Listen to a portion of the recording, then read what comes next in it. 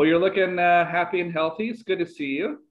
Likewise. Hi. Thanks for inviting me. No problem. Welcome to Make Your Own Fun. I do have to make a slight little announcement here. I'm the part of my co-host. She wants to be here, but unfortunately, she's having some family issues, so she's going to be taking a couple of weeks off from the show.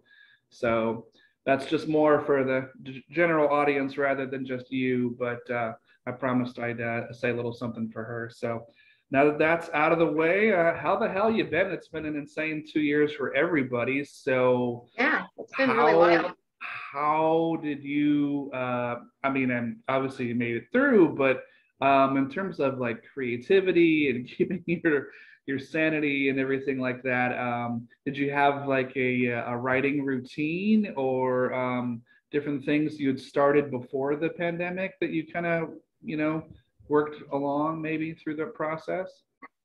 Well, I was in school. I spent the last 2 semesters of my college career on Zoom. So that was not awesome. As far as keeping up with a practice, I didn't. I just didn't do it. It was really hard. It was tough. I think trying to be a mom person and a student and creative, fulfilling whatever are the requirements of like the identity of a creative. Like I just kind of fucked off of that. And I think I wrote one poem in 2020, and it was a really bitter and vindictive poem about another poet regionally well known here. And I was like, Mom, maybe that's not where my energy needs to be going. And so I graduated with a BA in psychology in May of this year and started at that time making a concerted effort toward processing and finding a new footing in my craft and stuff, because where I left off, I was still writing and things, regularly, trying to perform and trying to make time to be out in the world and stuff. But also finding that my ambitions, as far as doing performance art and doing spoken word stuff, are not what they used to be. Like I'm getting a lot less out of it as far as validation, as far as like the motivation it takes to go do that stuff. Let me just ask you, because I know that years ago, when I was kind of conversing about what was going on with you and the local scene there and everything, and you were like really heavy into like open mics in the area and maybe crossing state lines and stuff like that to do that kind of stuff. During the lockdown and like 2020 first half of this year, did you do like any Zoom kind of stuff, like with readings or other people's shindigs or events or anything like that, or did you just like shut it down completely? Earlier this year, like right after I graduated, I did one Zoom thing. It ended up being a fundraiser for my friend had a family member pass away, and they used the already planned Zoom reading to sort of raise funds from the audience to go to this newly deceased person's like spouse, to help with like funeral costs and things like that. I've attended a couple of Zoom things, and the whole having had to do it for school and be in front of my computer and doing and participating in that and being present in that way, it was tough to want to do it for fun. Because it's not fun.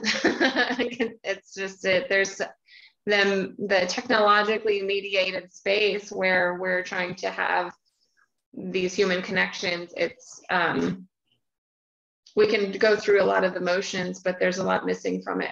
Well, yeah, the whole human interaction thing, just hearing, smelling, tasting, touching. I mean, it's nice. I mean, this is not like a corporate show or any bullshit like that, but it's not the same thing as being in a room with people. I was just talking to a poet the other day about the same thing, where you just miss not so much even the writing and so much, you know, an open mic or a featured reading, but just getting together with people after and going to whatever's open, like a Denny's, and just sitting around and bullshitting and just talking and like having human interactions with people. And it's slowly coming back. It's slowly coming back. But I got to tell you, like, and I haven't told too many people this, that last year I self-published a book finally. And I have to admit that I really rushed putting it together because I was pretty much done the beginning of March of 2020. And it was like, I knew the, whatever you want to call it, the lockdown curtain was going to fall. And I was trying to get like so much stuff organized and like events and send it to people and like through Amazon and just get the book out. And oh man, I had like 10 readings all over Southern California just cancel, and the book just like died. And I mean, I was able to do some Zoom stuff, which was okay, and I'm, you know, sold some copies, but it really made me gun shy in terms of like the next. I have a manuscript, and I really don't want to even think about putting that out there until like next year at the earliest, because I'm like you though. It's like I haven't done as many readings in the last few years, and it's not the same. Like I used to run around with a group of friends, and we would go to like sometimes 2-3 readings a week. Yeah. And you're a parent like me, and it's just like at a certain point you just got to balance everything, and it's like you can't run around like that like you were in your 20s and early 30s. You know, it's kind of tough. So it's a brave new world. I mean, people are getting it done. They're using the internet. So yeah, I actually went to an in-person thing in Colorado a few weeks ago in Denver. Cleft Jaw, an independent press that I worked with for a hot minute, is now defunct, but everybody involved gets feeling nostalgic and, you know, wanting to get everybody together. And so he and we all got together out there in Denver. I came from here, Kansas City, and there's another lady who came out from Phoenix, and I think everybody else, Paul Konecki and Reverie came up from Texas. But yeah, it was just a fly-by-night, really cool little thing that happened.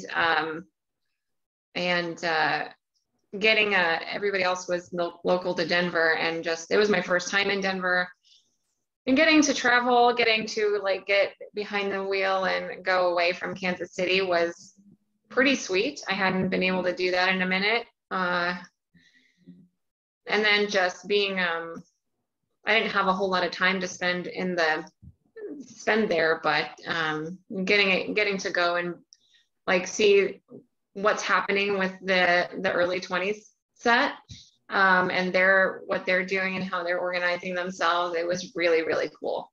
Nice. Yeah. I mean, that had to be, even just for your own well-being, just a change of scenery, because we've been just stuck in this rut for like a year and a half. I mean, I'm pretty lucky where I live. I live pretty close to like the mountains and the desert and the beach if I hop in my car. But at the end of the day, you're still coming back to your same old apartment. At least I am. So yeah, it's just good, like for people in general, just to get out and get on the freeway and eat up some road and have some new experiences and eat some different food and talk to different human beings. You know, I mean, that's what life is all about, right?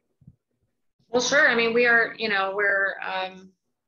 social animals. We run in pods. You know, we have to have that contact, and it's one of our basic needs, like as a living thing. Like that's how we stay alive and how we stay healthy. It's being with people. So right. Yeah. So I guess take me back in your Wayback Machine of choice. and let the folks at home kind of know maybe kind of your first dabs into poetry in terms of how you first got interested. Was it through like music or going to a reading or just picking up a stray book or someone gave you a gift or something maybe? I was writing ever since I was a little kid, writing stories and things, since I knew how to. And what came along with that was writing down my thoughts and feelings in private little books. And as soon as I had the experience of someone getting into one of my private books, I learned that I had to code the things that I was saying in my private little book. I had to write things in a way about my inner world. I had to express my inner world in some way, but in a way that nobody else could really get at. And that's when I started writing poetry, finding metaphors and finding, ways to compare my inner world to the outside world, and writing that down as, a reminder to myself of what was happening at any given time. And that was around the normal age one starts experiencing high levels of angst and uncertainty, like when puberty and, things like that. So I didn't get super serious, if one could call it any kind of seriousness, until I was 19 or 20. I started doing poetry readings and open mics. And I don't really, I've done a lot of drinking and drugs in my life. I don't really remember how I fell into it. But I got together, and when I was 19, I got together with this spoken word troupe. We called ourselves Opus. And what our shtick was that we did poetry from memory. We did an hour-long show once a month at different places around Kansas City, and we all knew each other from doing poetry readings at bookstores and different salon things that would happen in people's houses. And I was the youngest person in that group by a solid 10 or 12 years, and so I didn't, to say I got bored with it would be inaccurate, but I did find it hard. I'm being very, I'm using retrospect heavily here. I did find it hard to connect with those people over a long period of time. Well, I mean, just the age gap alone, Yeah. And, everybody's on their own path or whatever. So after that, I just, fell into whatever my path was, which was making poems and trying my hand at various other kinds of artwork. I picked up the guitar, and I do some singing, and I was doing some visual art, and I, jack of all trades sort of situation. That's the best though, because you have all these different avenues and life experiences to pull from. So it's better, I think, to, I don't know how I'd phrase it, kind of like just leap without looking. I mean, right. into failure, because man, does that make you appreciate when it does go well and the wheels don't come off and you succeed, or whatever you want to label that as. I mean, that just makes everything sweeter, when it does work out. Right. And all these different mediums and modalities are just different appendages, right? Different avenues of expression for the same central feeling. So go ahead. Go ahead. No, you. Okay. I was just going to say, so when you were doing most recently, maybe not the Denver thing, but before the COVID curtain fell, or whatever you want to call it, were you using the guitar and singing kind of with your featured readings as kind of amalgamation of everything, or was it just straightforward, just, reading from the books and things like that? Oh yeah, no. So my first book, my first solo project came out in 2012. And for that reading, I had different artists of different disciplines come and read my work for me.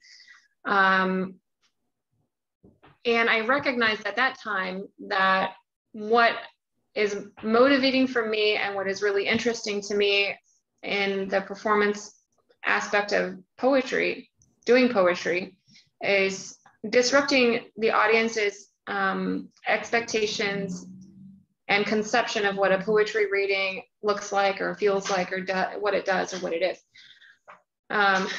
Because when I had those different locally well-known artists come and read my work, and the poems I chose for them were sort of thematically analogous to the type of work that they produce themselves. And the audience, they had their own draw in the whole city, so the audience was coming to see them do this fish out of water thing, and it was really interesting, and they were perhaps more willing to be a poetry audience because of what was happening with it.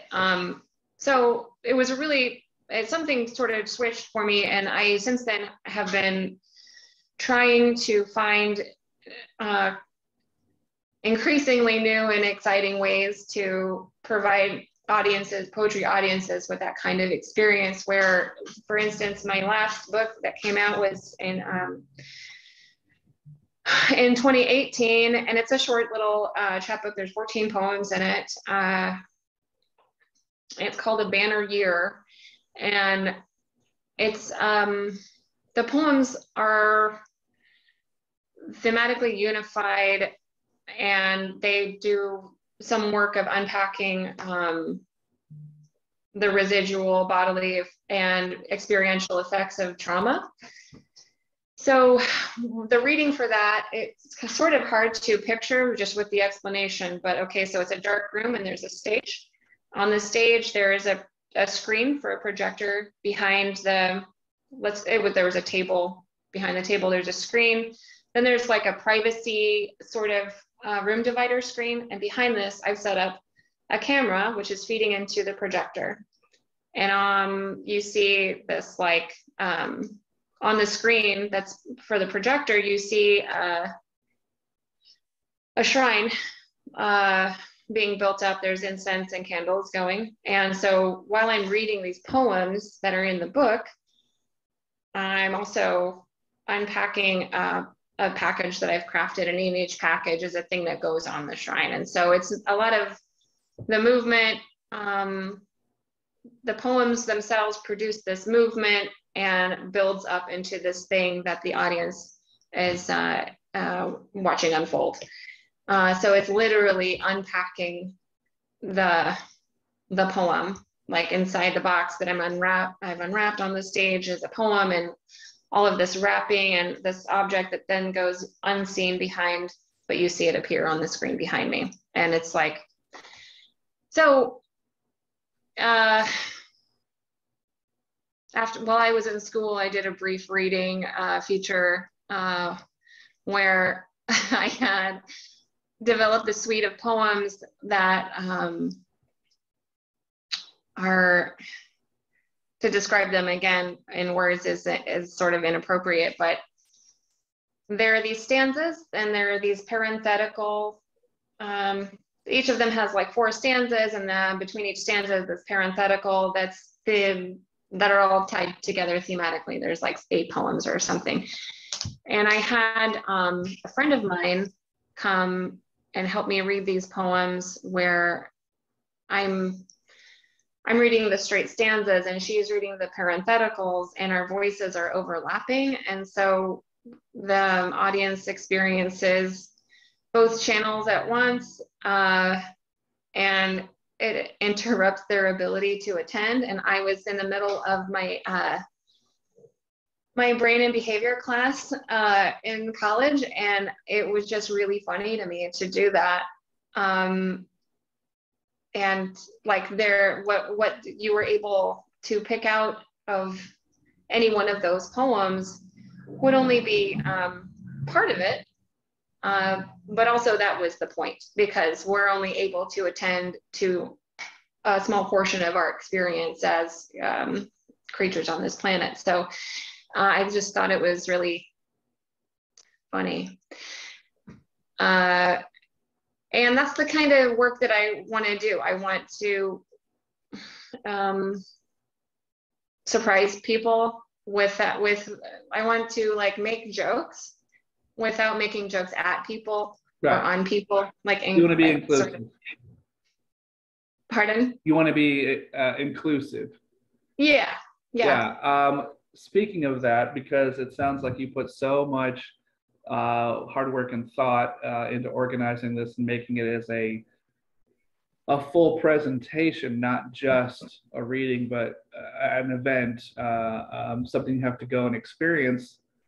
I have to assume over the many, many years that you've been doing this, like me, that you've encountered maybe certain individuals that have been inebriated or were not fans of poetry, or walked into the wrong fucking place at the wrong time and opened their mouth. And so what's some experiences you've had with dealing with hecklers in these situations? Fortunately for me, the only people who have heckled me are people who know me well, and they're doing it on That's purpose. good natured stuff, so. Is it? Is it? So, you know, in the moment, I am incidentally very funny. To say that I could recount for you any kind of verbatim experience that I've had, I wouldn't be able to, but just, I just turn on a mom voice usually. That works so much better sometimes than a dad voice. I don't know what it is. Oh yeah. I guess women are generally a lot more threatening than men are. Inebriated frat dudes have just, they're afraid of their mom still. So yeah, women are more threatening than men in a lot of ways. What's a lot of this? A lot of the arms. Yeah. Some guys are just like. For me, I go big. I go the opposite. I go big. I just like. Oh, hands on the hips. Yeah. And the dad thing is just like, I'm so disappointed. And that never goes across in a crowded room of, you got people with, I don't know, sneaking in flasks and stuff. But I mean, I've had experiences where I did a show or was part of a show, oh God, like 8 or 9 years ago in San Francisco. And this dude like stripped down to a Speedo and then just literally walked right up to me at the microphone and he just started talking to me.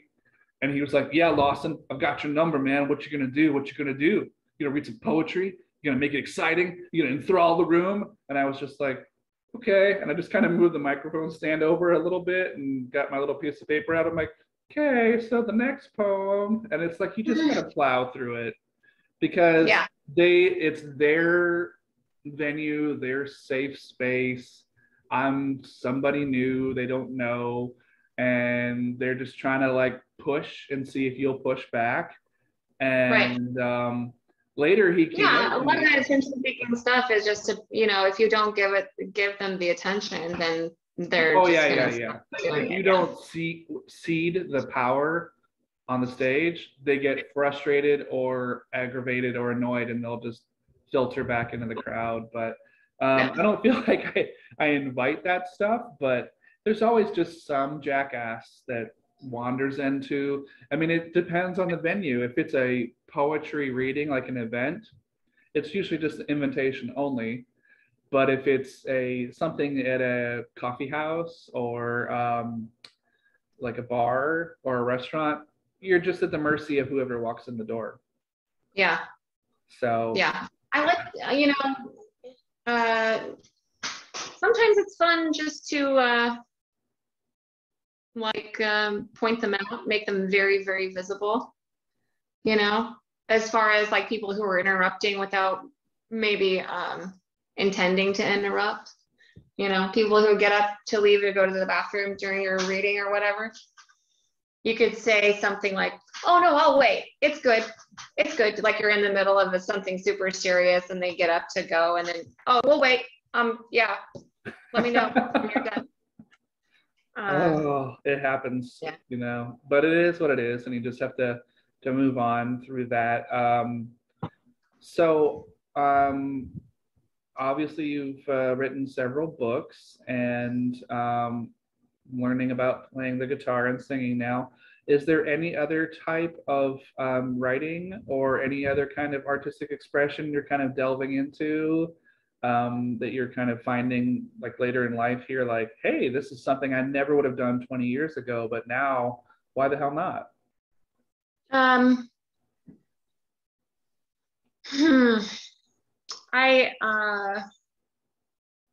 interested in long form, like essay writing. I did quite a lot of that, obviously, in school. I don't know that I'm particularly well suited for it. It took me like 2 solid years of school to stop with the, you know, the effusive, flowery prose, because that's not what they're looking for. They just want you to answer the question Right. that you've been asked. So it took me a couple of years to learn how to do that. And it's taking me some time to get back into what my voice is now. I'm actually sort of in the planning stages for a public art project that's outdoor installation of poetry. How it will manifest is sort of in a gray area right now, but my vision is to have a large scale vinyl application of text on outdoor spaces like sidewalks or buildings, or sidewalks and buildings, you know, and using already well-known poems, or they don't need to be my poems, because my poems are, you know, I'm a 38-year-old white lady, and what the fuck am I bringing to the table anymore? Who cares? Nobody. So, but or other local poets, or, you know, people who's people who belong to communities that have historically been excluded from the canon, right? So yeah, it's all in the planning stages, which is a kind way to say I haven't done anything with it yet, but it's just a series of really good ideas that I have. That's awesome. I mean, you got to follow your bliss, and if you've got an idea that's as great as that, you got to see it through. You brought up some interesting points, and it kind of makes me think and wonder, because it's something that I've thought about too. Going back to like your first couple of, you know, books or chapbooks and doing readings or things like that, even like online Zoom stuff. Do you find it kind of difficult sometimes when you've got to do like a full set and you know people want to hear some older stuff, you know, sprinkled in, if it was like a music band set list, if you want to say quote unquote play the hits, so to speak. Do you find it kind of tough to relate to that person that you were when you wrote that older stuff from 10, 15 years ago, as opposed to like something you wrote a month or two ago where you're like mentally, emotionally, like still in it, you can draw from it? I mean, some people can just pull and put on a hat and they're back into some experience they had as like an 11-year-old, and other people, it's just, you know, it's there and it's gone. Yeah, sometimes either version is equally challenging to relate to, like the today and the 15 years ago person. I don't, yeah. I typically will not draw a lot from that older stuff when I'm doing readings. Like if I'm choosing for a reading today, I'm not going to pull things from 2009 or 2012. There are a couple of poems that and that stick out in my mind as having been super crowd pleasers, and I understand why they were. But no, like for me to read that stuff now is problematic, and because it's espousing a viewpoint I no longer possess. Sometimes if the work is describing my inner world, I want to represent that accurately. Or my inner world, or some insight that I've had, or like some insight that I've approached having. Well, that, and it's, the obvious point is just you're not the person that you were when you wrote that stuff, or what you went through. But I understand if you get booked as a feature and people want to see not just the new stuff. But I got to say, like, for me, because I've thought about going to open mics here, some stuff has opened up in the last 6 months, but not enough, to really make it worth like going like regularly to a bunch of different things. But I really miss having like a notebook with me, going to like a cafe or a library or a park, and just, I don't know, just opening up my head and having it, flow out of me onto a page. And then like that night or the next night, or as soon as I possibly could, getting up on a stage and just like purging, I don't know, getting it out of my system. It's just like that immediate, like head to page to audience, and then audience reaction is, I don't know, I guess it's like a drug or something. It's really addictive. And but the older I get, I don't get that same reaction. I'm sure it's the same way with you. Going back and reading older stuff, it's like, oh man, I could just read this and sound like Win Ben Stein's Money, Dry Eyes, and just going down the list or whatever. But I don't know. There's a certain percentage. I've done a lot of acting. There's a certain percentage of that. I find it's a lot easier to re-perform or reread older stuff that's funny, because you're just telling a funny story and everybody likes to laugh and hear a funny story. But the stuff about weird political stuff from like 15 years ago, or yeah, I don't touch a lot of that stuff in my work. I don't go for the temporal, or like the temporally relevant thing, like the political thing, or the most I get at in my work is like, and one of the biggest sources of criticism that I get is like, I don't do a lot of narration. I don't do a lot of storytelling. I don't do a lot of concrete imagery. When I get rejected from magazines and things, they're like, what's happening here? I don't see any action going on here. I'm like, that's not the fucking point, and thanks anyways. But you're like, these are my 6 words, publish them or not. Well, it's not even that. It's just, yeah, I don't know. I don't. Let me ask you this. So when you were doing, I guess, a couple of years ago, when you were doing a lot of readings and stuff, did you, versus like the last couple of years versus when you start, did you used to do a lot of preamble, a lot of introduction, a lot of explaining or over explaining of what the piece was? No, I have so much, and this is like this is one reason why I don't I don't offer my presence a lot at open mics in general, mostly because I'm a mom and I don't have a lot of time. Also, I go to bed at like 9 o'clock at night, so it's like that's not where I'm at. But I really fucking hate when people do that. I just hate it. I think it's the most banal and awful fucking thing you can do to your poem and to my time as an audience member.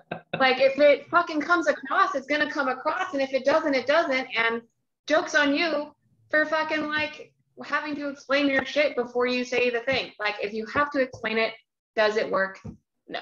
I had a poem that I haven't tried to get published because it's not like a publishable kind of poem, but it's from a few years ago, and I read it at a couple places, and I realized it's probably not too couth of me to have done it, but it was called Just Read Your Shit.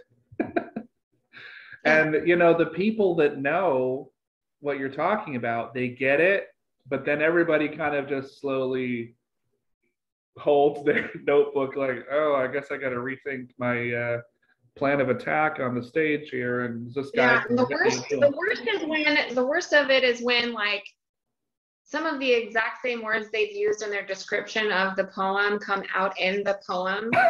Like, did you need to spend, you've got 10 minutes up there. You've got, if you're a feature, maybe you have 20 minutes to stand up there. What are you gonna fucking do with that 20 minutes? And how are you gonna hold my attention so that I don't tune all the way out and whatever you say is melded into a hairball in my mind? You know what I gotta say? Sometimes people in general will make it really easy for you to watch them do some huge thing, some event, and for me anyway, to learn what in my early days, especially like what not to do. Like I can't remember the name of the venue, but I saw this guy, and he was like this really touted writer, and he had pieces in like, I don't know, the New Yorker and Atlantic and Paris Review and just like the Sun magazine and everything.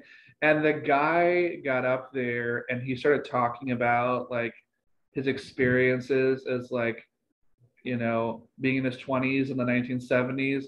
And literally I was like, man, I drove a fucking hour because some other friends were going to read, you know, in the open. And I'm just like, are we going to hear some poetry? Like, are we going to like if he was like pushing a memoir or something, like, okay, fine. But then when he got to the poem and it was like exactly what you just said, where he was talking, and it was like some of the same descriptions, some of the same flowery imagery was in there.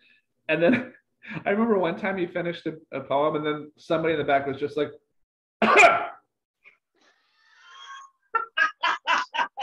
and that was like the only sound that was uttered, you know. And then he was like, all right, well, he was like, I need to take a short recess. I'm going to go across the street and get a slice of pizza.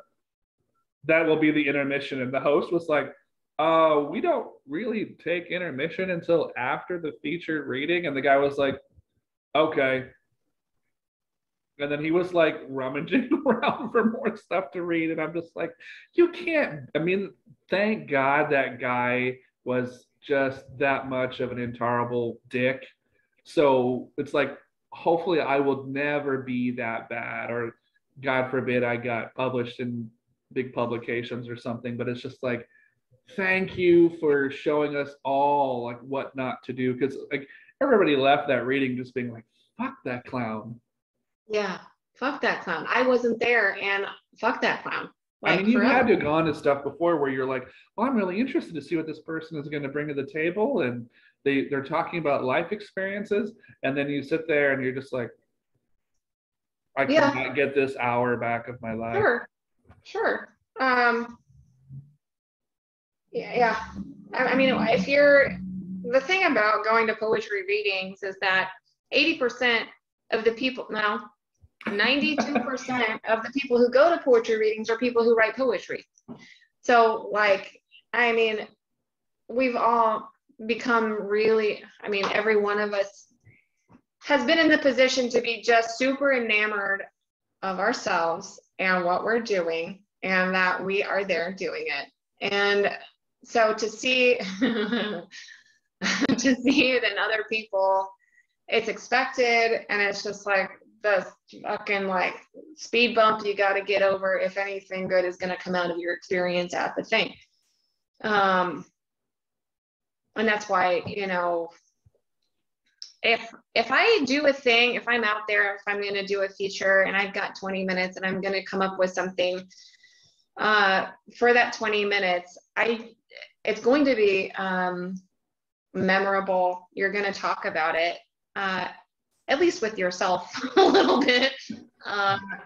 You know, I don't want to stand up there and be just super pretty and cool and fucking smart and all that stuff. I mean, I'm already doing that for free. All right. You can come and see the whole thing. You can just, I don't know. I don't know. No, but the thing is, I don't think I'm all that. I don't think, for me personally speaking, I have had some luck and gotten some stuff published and made short films and things like that, but it's just like you can't ever go in a room unless it's like me being a character saying like this piece I wrote as a character or whatever, or put on an accent or some goofy experience or something telling a story. But I I can't even imagine somebody that's like been in all of those lofty periodicals coming in and just being like, I'm gonna go get a slice of pizza across the street. Now is the intermission. Yeah, well, now is the winter of our discontent, whatever. Now we're moving on. Thank you so much for your time. Yeah. So tell me a little bit about what got you into, or how you were able to reach out, or correct me if I'm wrong, I think it was your first collection, Briar? Yeah. How did that come about in terms of getting that together, putting it together, and then I don't know if you're still going through the same publisher for your other books or not, but that had to be like an arrival point, or I don't know if it was just a relief for you. Okay, so well, to say it was my first book is a little bit inaccurate. I had a book come out with a friend of mine. We did a double, like a split feature, I guess I don't know what you call it. Book, double header is what we like to call it, with my good friend Jason Reberg. We were, and that happened because he put all of that stuff together without really a lot of my input at all. He just picked my poems that were published on MySpace. Here's your book, Iris. MySpace. So they were published on MySpace, and he picked out what he wanted from there, and then just put the whole thing together.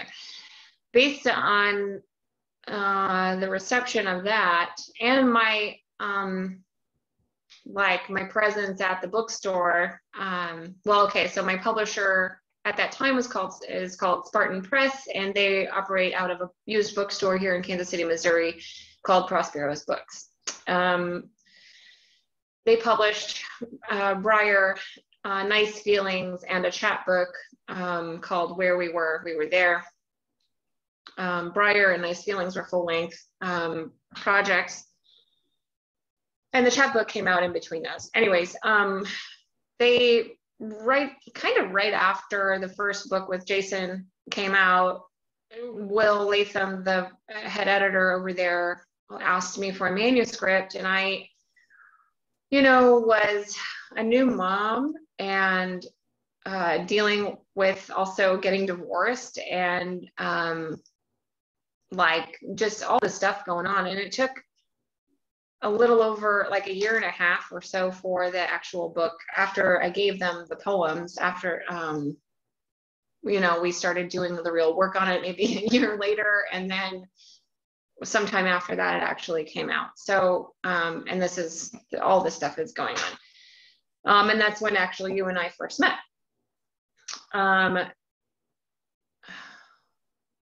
What was the question? Oh, I don't remember. I seriously. It was just, well, you kind of gave me the setup, but how did you submit a manuscript? It sounded like they had already known you. Oh, yeah, they solicited me for the material, and then they started doing the chapbook project. They were publishing a lot of authors. They made a project of publishing one chapbook a month for a year, and that had a lot of success, and it brought the bookstore a lot of activity and action and business and stuff. So after the chapbook came out, they again asked me for some more stuff, but after Nice Feelings came out, my relationship with them, it started to fall apart. I don't know. I fell out with them a couple of years ago, and my last book was published by another independent publisher here in Kansas City, called EMP. and working with them was a lot more personal, like a one-on-one type of experience, and it didn't take as much time. Like it took no time at all for the work to get done. And yeah, I'll refrain from saying all the things I think about Spartan in the bookstore and stuff, but because they still are doing good work with other people. Sometimes an author and a publisher, oil and water. Sometimes it seems like it would match on the surface, and you've got, you know, your first book out, so that's a positive you can say to get your foothold, you know, to get your name out there. Yeah, but and you know, you know, so much of the so much of the industry, even on the independent end, is just who you know and like how much time you've put in with them. It's not about the quality of the work, and it's not about you know, what you're the quality of the work. I've heard some real horror stories. It's pretty much about sycophants and sucking up to the publisher and hanging out with them and becoming like their weekend, you know, drinking buddies. And it's not even so much about the writing, or it's just, you know, doing social media stuff with them and posing and basically being a poser, I guess, because you're their face or their social media cachet to bring money into their company, you know? Right. So, you know, it is how it is. As far as like whatever I try to just put out there in the future, I still have a lot of work to do on where my work is going, my written work is going. I'm a lot more interested in providing venue for, you know, other people's work. I am starting an open mic here in town. That's for musicians and poets and comedians. And it's the only one so far has happened, and it was not, I didn't have a lot of bandwidth to put into advertising or promotion of the thing. And so only 2 people came to the first one. Yeah, it was tough. But the second one is happening next weekend. And I'm in a much better position to be able to get the word out for that. Well, in a jovial way, you could just film yourself with your cell phone and those 2 people and do like what we do in the shadows kind of thing, and make it seem like those 3 people are having the time of their life. That's a great idea. I don't know about that. It's an idea, but in my back pocket a month ago when it happened, that might have been nice, but it was, yeah. We'll see how it goes. That's great. I mean, because so few people get caught up in their own stuff, and it's really hard to not only take the time to breathe right now that things are up and going again, but also to look around and see that other people are doing really cool, respectable work, and they're just not necessarily getting the promotion they need or a good platform, you know? Yeah. So tell me, how are things in Kansas City? I mean, I mean, you just talked about wanting to get out of town, but it has things really like opened up there in the last 6 months? I mean, are you feeling better about what's been going on in the world, like with COVID, and how like your city's reacting and safety protocols and all that stuff? Our city has had a mask mandate up until like yesterday. Oh my God. Yeah. And I really enjoyed that. Where I live in Missouri, and I work just across the state line in a suburb called Prairie Village, and they have a mask mandate as well for all indoor businesses. I went to, over Halloween, I went to a Vax card only entry Halloween party that was maskless, and it was fine, if really surreal. Like the sort of whiplash that's happening with people, like I don't know. I like wearing masks. Well, we're so used to it now too, you know? Well, it's just that, not just that I'm used to it, but that it affords a level of privacy and like movement in the world that a maskless life for me like doesn't have. Like, I don't know how to explain it. Like, I know what you mean. I mean, basically, if you put your hair in a ponytail and wear a mask, no one's going to know who you are. yeah, it's fucking great. It's awesome. Uh, so that, but the mask mandate it's optional, and businesses are allowed to require whatever they want to require. The kids still will have to wear masks in schools and on school buses and things. But as far as like public buses, they can't make you get off the public bus anymore if you don't have it, which is great for the houseless population, of which is growing rapidly here. But yeah, for everybody who depends on public transit, it's tough. It's tough. Yeah, now that we've been dealing with the pandemic for a year and a half or so now, it's just, gosh, it's I already said this word, but it's surreal. It's like like to think about what 2021 looks like, and from 2019 perspective, like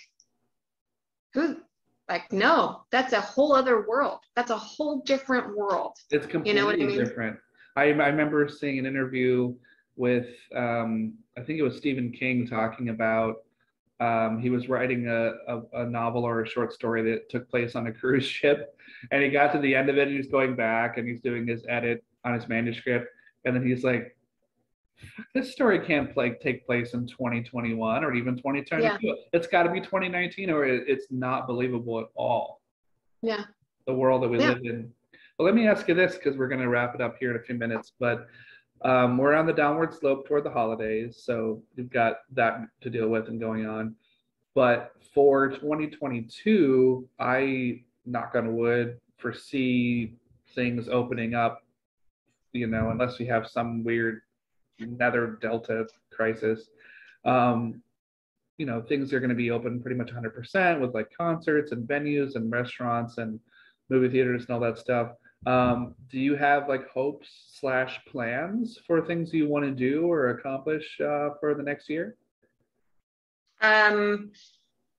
There's tentative plans to do a poetry gathering, not unlike what happened in Denver recently here in February. And I have enough contacts in like the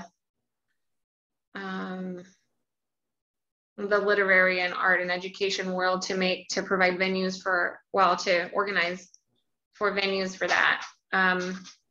And what that looks like, I don't know, maybe like a dozen or so people coming from out of town. And then also people from Kansas City performing. But again, everything about that feels pretty tenuous just because of COVID. People don't want to travel. Smart people don't want to travel. Right. I'll just let that lay where I laid it. 20, I don't know. Yeah, I don't know.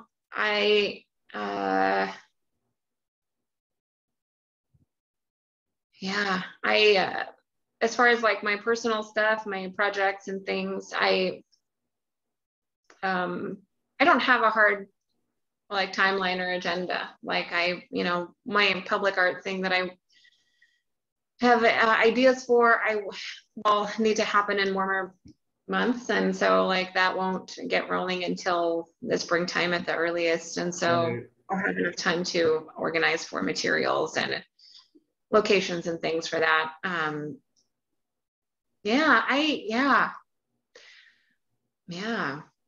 mean, like as far as like the future goes, I've always especially since going to school and things, I have to remain open to the winds of change. somewhat. Like the whatever the world wants to do with the economy and like the labor market and stuff. Like, yeah, my kids in a foreign language immersion program that ends in 8th grade, and that's 2 years from now. So I got at least a couple more years in Kansas City to play with, I guess. Very cool, very cool. So I guess as we wrap it up here, what are some online sites or, you know, if you've got a blog or, you know, any place that people can find your work? I'm Why the cringe? I mean, come on. You got like, just say Amazon for your books, I guess, at least. Well, yeah, no, you can go to Amazon and search for my name, Iris Appelquist, and you'll find a banner year there. My other books, because my publisher, the publisher of them are what they are, they're not available online. You can only go physically to the fucking bookstore and find copies of the book if they exist. I don't even know anymore. Yeah. Ooh, I say. All the way boo on that.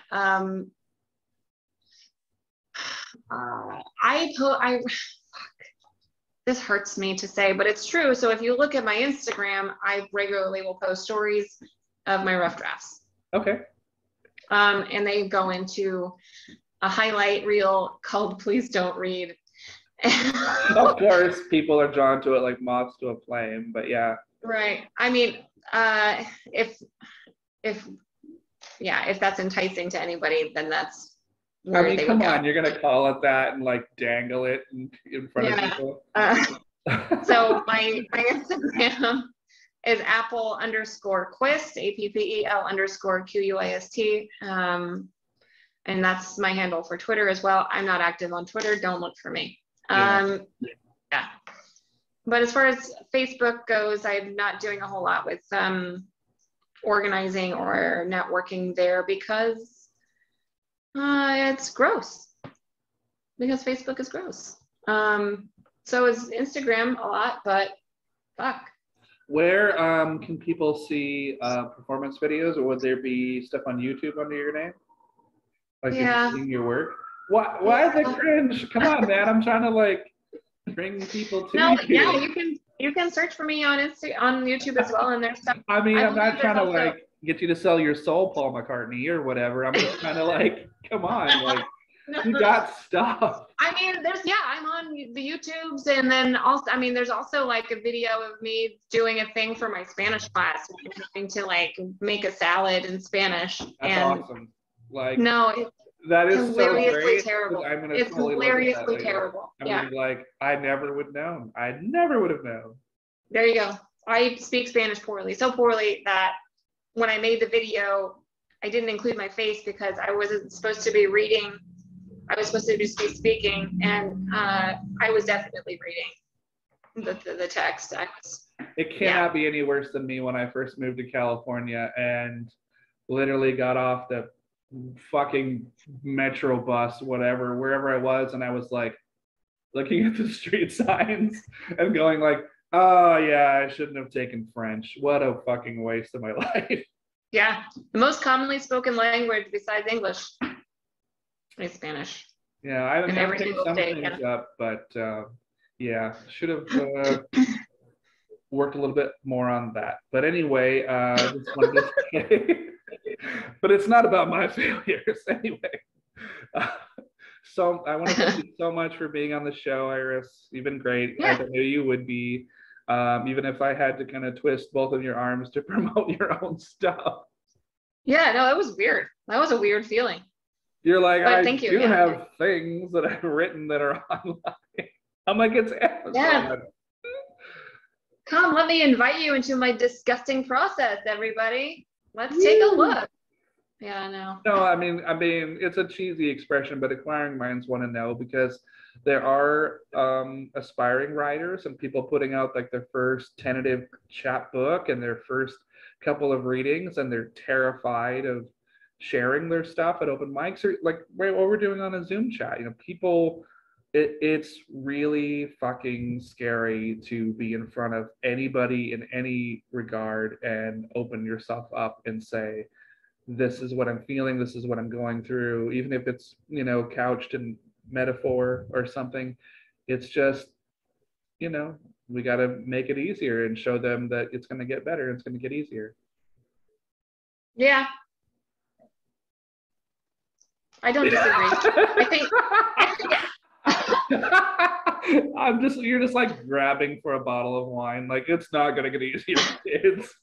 Welcome to hell. No, it doesn't. It's always a struggle. And I think the struggle is a piece of it. I think the impetus, if you have the impetus to share your experience, your inner world with other people, it's never easy. It's right. And continue, like, after you get used to doing it,